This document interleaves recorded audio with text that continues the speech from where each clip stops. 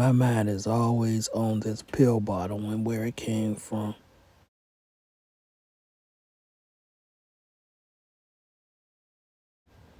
Everybody remembers where they were when they first learned that Prince had passed away. Some people went directly to Paisley Park. For me, I was in San Francisco in a hospital. So many fans gathered around to pay respect to one of the greatest musicians that ever lived.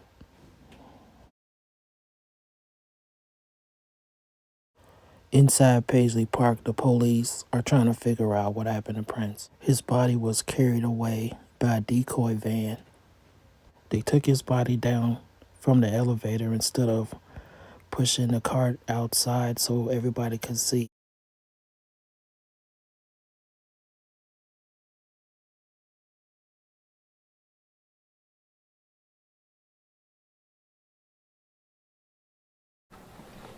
They found an unresponsive male in the elevator. CPR was initially started, but was unsuccessful. He was pronounced deceased at 10:07. We have identified him as Prince Rogers Nelson. On April 22nd, he was quickly cremated. There's a lot of speculation as to why they cremated him so quickly. This is the unofficial death certificate and the unofficial autopsy report. We will be going over that a little time later, but not in this video.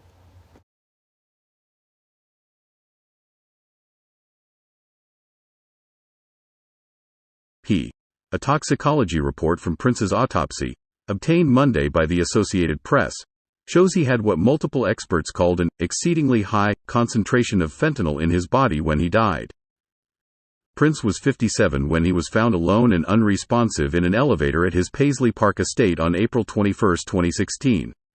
Public data released 6 weeks after his death showed he died of an accidental overdose of fentanyl, a synthetic opioid 50 times more powerful than heroin. A confidential toxicology report obtained by the AP provides some insight into just how much fentanyl was in his system. Experts who are not connected to the Prince investigation said the numbers leave no doubt that fentanyl killed him. The amount in his blood is exceedingly high, even for somebody who is a chronic pain patient on fentanyl patches, said Dr. Lewis Nelson, chairman of emergency medicine at Rutgers, New Jersey Medical School. He called the fentanyl concentrations a pretty clear smoking gun. The report says the concentration of fentanyl in Prince's blood was 67.8 micrograms per liter. The report explains that fatalities have been documented in people with blood levels ranging from 3 to 58 micrograms per liter. The report also says the level of fentanyl in Prince's liver was 450 micrograms per kilogram, and notes that liver concentrations greater than 69 micrograms per kilogram seem to represent overdose or fatal toxicity cases. Related. A year after Prince's death, these questions remain unanswered. There was also what experts called a potentially lethal amount of fentanyl in Prince's stomach. Dr. Charles McKay, president of the American College of Medical Toxicology, said generally speaking, the findings suggest Prince took the drug orally, while fentanyl in the blood and liver suggest it had some time to circulate before he died. Experts say there is no lethal level at which fentanyl can kill. A person who takes prescription opioids for a long time builds up a tolerance, and a dose that could kill one person might help another. Search warrants released about a year after Prince's death showed authorities found numerous pills in various containers around his home. A lab report obtained by the AP shows many of the pills tested positive for fentanyl and other drugs. Information that has been released publicly indicates the source of those drugs hasn't been determined. The public didn't know how much fentanyl was in Prince's body because we didn't find out till March 2018. The reason why we found out was because somebody in the family leaked the report, and we do not have the official toxicology report. So the only thing I can do is go by what I found in the files and go by what was said in the public. According to the articles, Prince had 450 in his liver and 67.8 in his blood.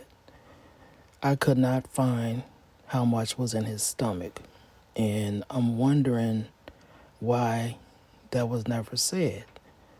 But I've looked around and this gigantic number have came out, and I'm not sure where this number came from.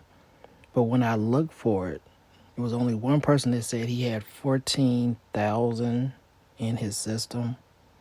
That's micrograms, not milligrams, in his system. And we won't know until about 20 some years.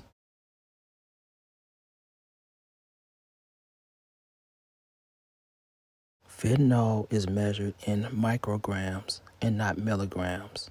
I noticed there are some people that's getting it confused.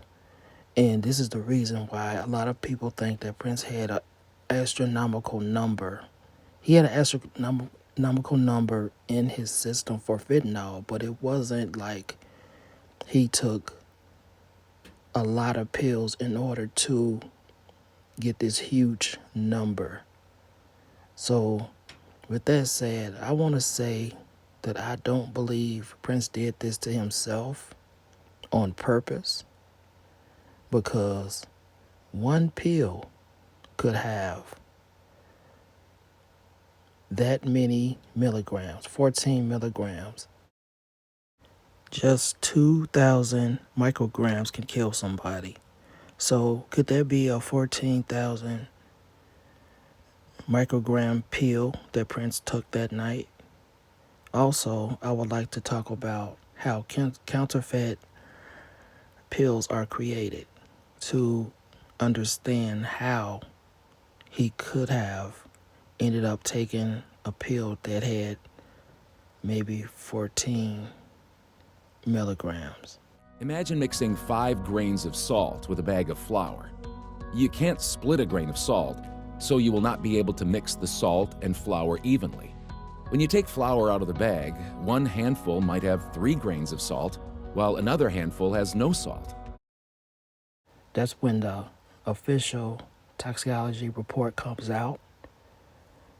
For now, it's sealed, so we don't know officially how much fentanyl or how many pills that Prince took,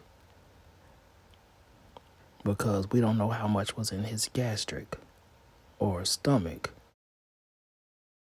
Through a spray, eyedropper, powder, or pill, this drug, it's addictive and deadly. A lethal dose can fit on the tip of your pinky. In fact, it's called pink or pinky on the street. U47700. U47700. The drug is 8 times more powerful than morphine. Primarily in China, got hold of the formula. Now they're making and selling batches online to drug traffickers, as well as anyone with access to the internet and a way to pay. They're being shipped directly to the United States. And while Prince officially died of a fentanyl overdose, a source close to the investigation says U47700 was also found in his system. The drug is in California, the first case documented by this doctor earlier this year. Chronic back pain, and took a legal drug called Norco, a prescription painkiller containing hydrocodone. These pills sound awfully close like the pills that Prince had in his nightstand.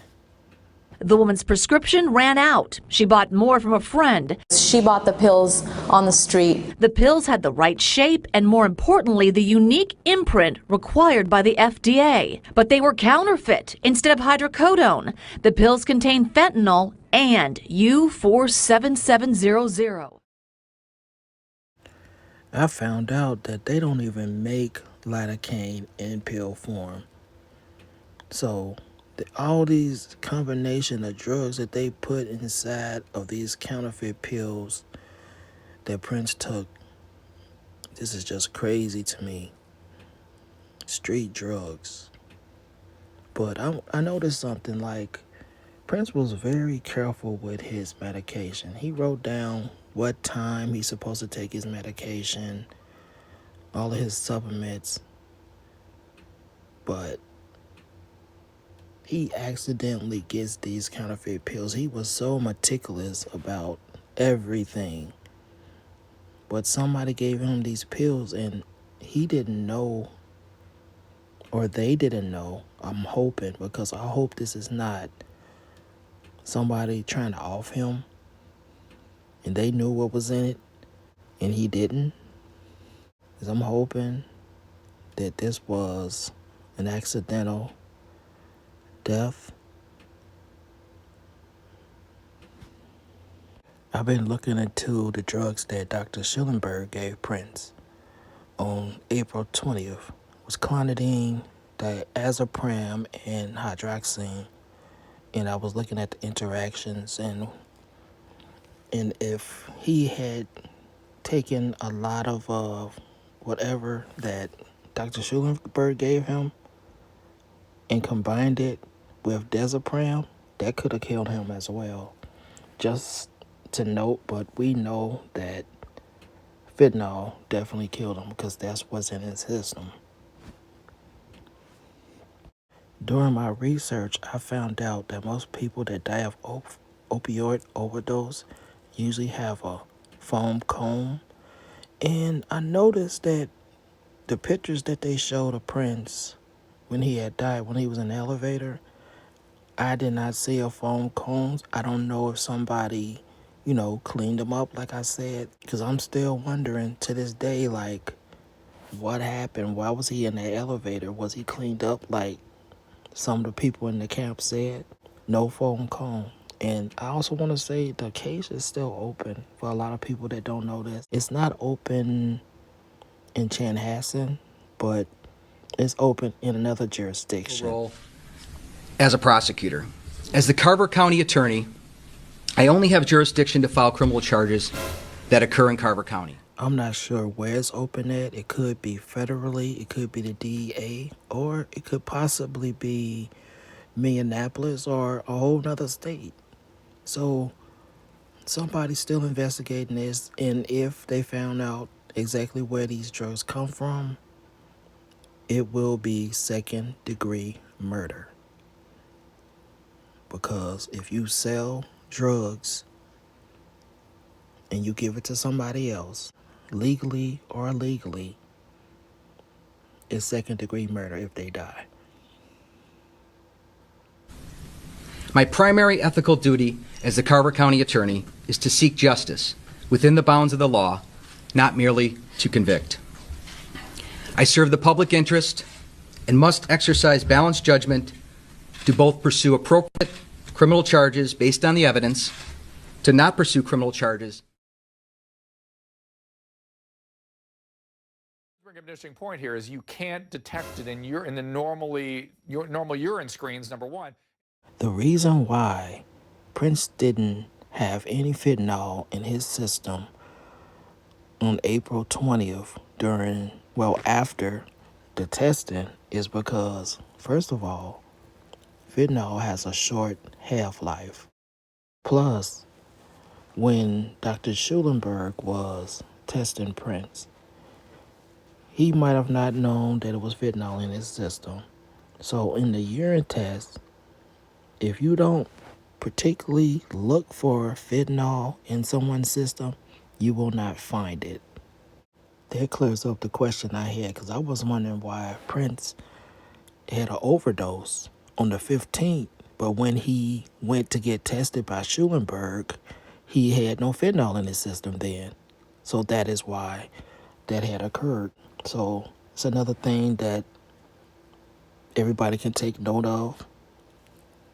And why overdosing is such an easy thing to do. It's so easy to overdose on fentanyl, like extremely easy to overdose. If you recall me saying, opioids can actually have an effect on the respiration centers of the body. Receptors on those areas. And the only way out of that is with another opioid called naloxone. Also, sometimes people will call it Narcan. That's a brand of it. So what they'll do is by administering Narcan or naloxone, what will happen is those will actually bind to those same receptors and prevent fentanyl, morphine, or any of the other opioids from getting there. And it will actually, so then what will happen is the person will come out of it. They'll be able to breathe again, And typically they'll go immediately into withdrawals, and that will make them very uncomfortable. You have to understand, withdrawals are, from what I hear, unbearable. And this may would have happened to Prince. He might have been in withdrawal because on the testing that Dr. Schulenberg did, he didn't have that much opioid in his body the night before he died. This only proves to me that Prince was not an addict. Prince was dependent on opioids for pain only, and he took a pill, one singular pill, and it killed him. Point blank, period. Even somebody that's dependent on opioids, they can also have withdrawal, but it doesn't seem like he was taking them to a point where it was an addiction. But this gives me another question. How did Dr. Strobel, the medical examiner, know to test Prince for fentanyl?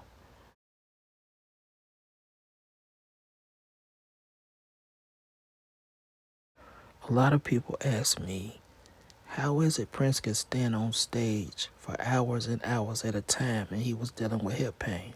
Let me tell you how. Because opioids block pain. And I know this from personal because I have taken opioids for pain before. I have sickle cell disease, so I know how this medication works. What other drug he could have took, hydrocodone or any other legal drugs that he thought he's supposed to have been taking instead of the counterfeit that somebody accidentally or purposely gave to him, is how he was standing on stage and how he was dancing on stage. I also found out, which I didn't know, because for me, opioids make me sleepy. But for other people, if you're taking it for a long period of time, your body gets used to it. And some people, they do not get tired on opioids. And I noticed there was a lot of 5-hour energy drinks at Prince's house. So I'm thinking maybe he took caffeine with it to keep him up. I've been doing a lot of research trying to figure out exactly what happened. So the accidental theory is fitting for now, but I do got a couple more questions. He was, trying to manage pain.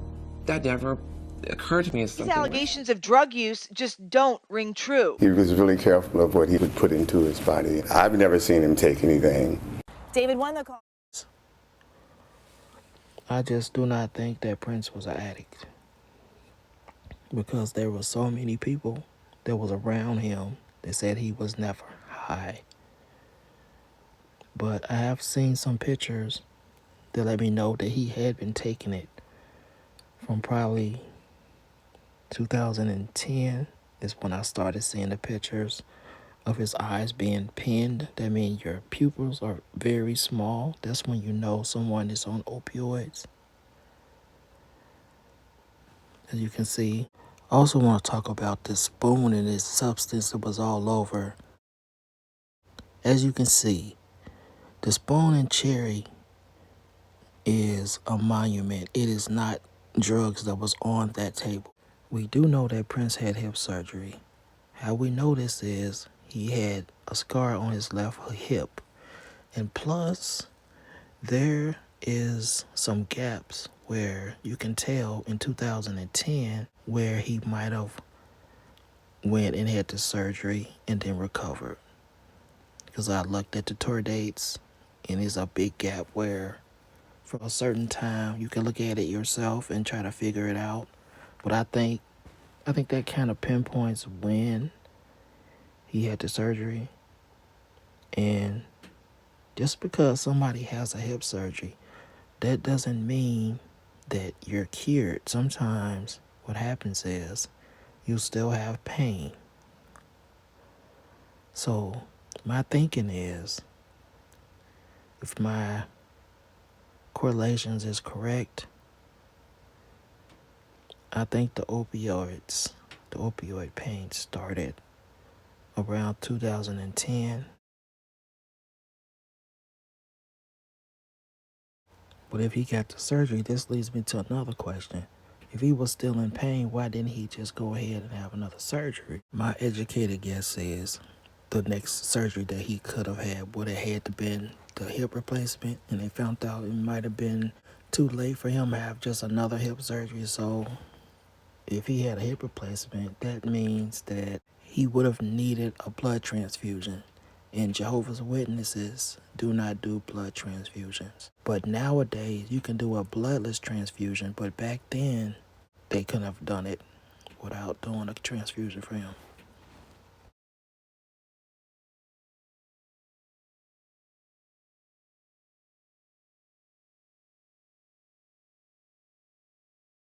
Of how very strong some of the different drugs that we have, or how well a painkiller works by how it compares to oral morphine. So that's taking like 10 milligrams of oral morphine by mouth, or hydrocodone. Now those are kind of our two like gold standards.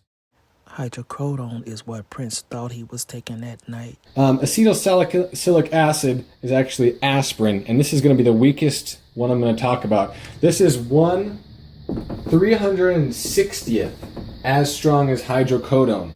The next one on our list is going to be codeine. Codeine is the medication Kirk Johnson got from Dr. Boo that was found in the trash. Which is an antitussive, or knocks out your coughing. So a lot of people have it in cough syrup form. This is 1/10 as strong as hydro or oral morphine. Next on this list is going to be oxycodone, Oxycontin, Percocet. Oxycodone is what Kirk Johnson got from Dr. Schulenberg. Those sort of things. That's going to be 1.5 times as strong as hydrocodone or oral morphine. So if someone said, well, I took a hydro last night, can I have an oxy today? Well, they're actually bumping up the scale. Those aren't synonymous with each other. Before I move too far ahead, I wanted to mention real quick, you might have heard of hydrocodone.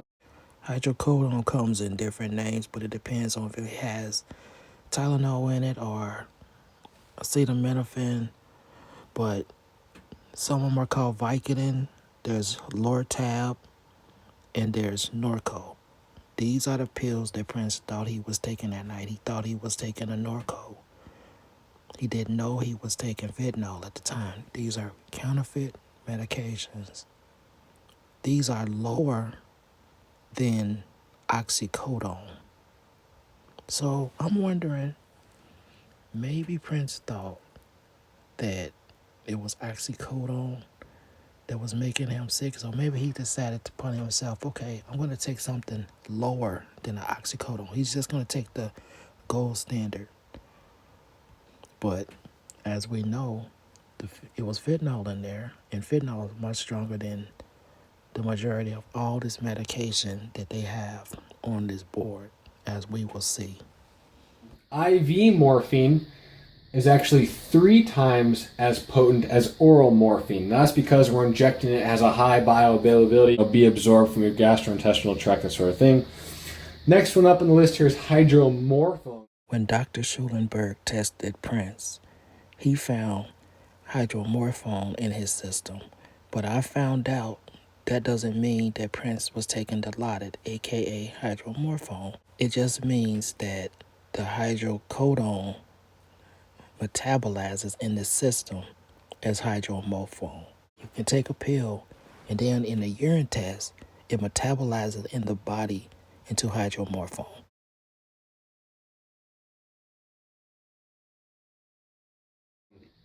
Hydromorphone you might have heard of as Dilaudid, and that's 5 times as potent as the gold standard here. This is commonly used for post-op analgesia. So like someone that just had a colectomy or some major surgery, we might give them some Dilaudid in the PACU, the post-anesthesia care unit, that sort of thing.